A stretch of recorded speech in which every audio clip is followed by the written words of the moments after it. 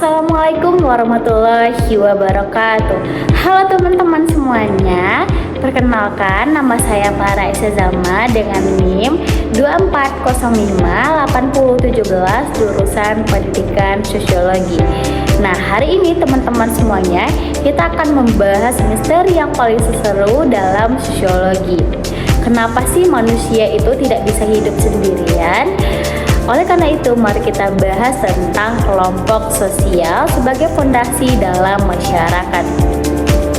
Nah, di sini saya memiliki dua grup. Yang pertama itu adalah grup keluarga dan yang kedua itu adalah grup organisasi. Keduanya sama-sama grup kan, teman-teman.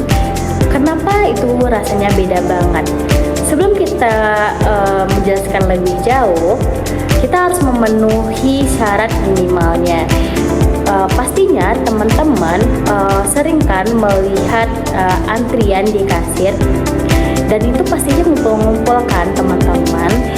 Apakah itu disebut dengan kelompok sosial? Benar sekali, jawabannya tidak. Kenapa itu tidak termasuk kelompok sosial? Mari kita bahas tentang 4 kunci dalam memenuhi kehidupan masyarakat. Yang pertama itu adalah adanya interaksi hubungan timbal balik di dalam masyarakat tersebut, di mana di antrian tersebut udah pastinya kita tidak hanya tetapan-tetapan saja, melainkan kita juga harus adanya interaksi, yang kemudian kita juga harus adanya ngobrol, dan kita juga harus ibaratkan sok asik ya teman-teman. Kenapa demikian? Karena kita juga harus bertanya, ini masih lama ya kak antriannya, seperti itu. Lanjut, yang kedua itu kita harus memiliki kesadaran dalam anggota tim. Kenapa kita harus memiliki hal tersebut?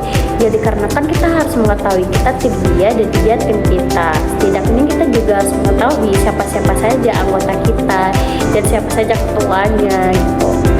Terus, dari kita sudah memiliki kesadaran anggota tim, tentunya kita memiliki norma dalam kebersamaan.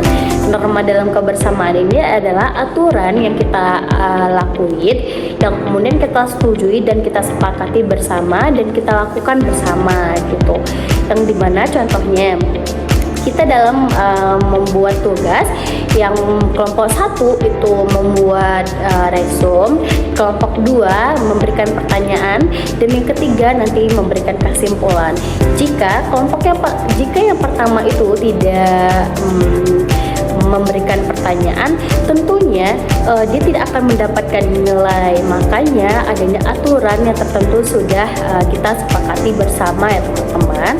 Yang selanjutnya, jika interaksi kita berjalan dengan baik, kemudian adanya kesadaran dalam anggota tim, terus yang ketiga adanya norma dan aturan yang berlaku dalam masyarakat tersebut, maka kelompok kita akan stabil dong teman-teman, dikarenakan kita bisa memenuhi syarat dalam memenuhi kebutuhan atau hubungan dalam masyarakat itu sendiri. Nah, jika 4 tersebut sudah terpenuhi, oleh karena itu menurut sosiolog yaitu Charles Horton Cooley, yang dimana dia menjelaskan bahwasannya manusia itu untuk memenuhi syarat tersebut harus memiliki 2 kelompok sosial, yang dimana yang pertama itu disebut dengan kelompok primer. Teman-teman apakah sudah tahu apa itu kelompok primer?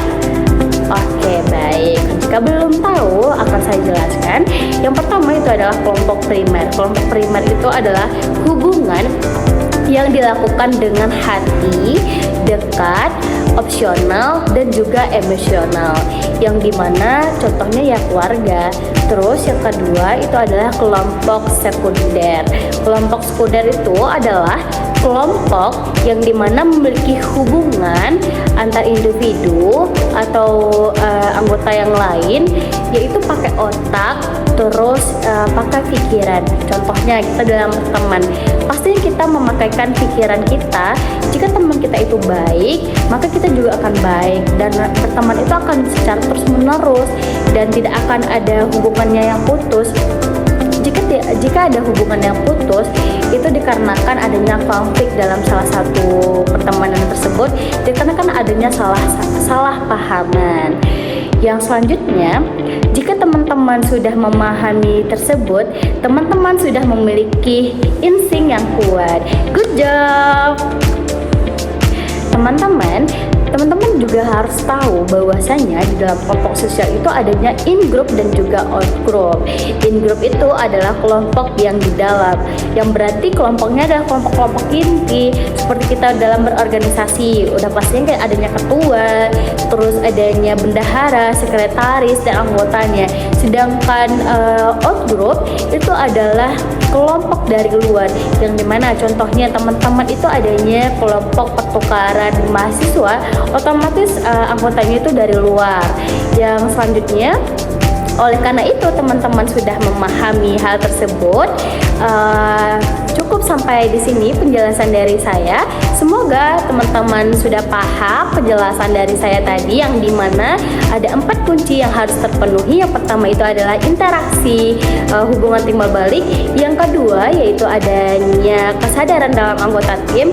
Dan yang ketiga adanya norma dalam kebersamaan atau aturan yang harus kita penuhi.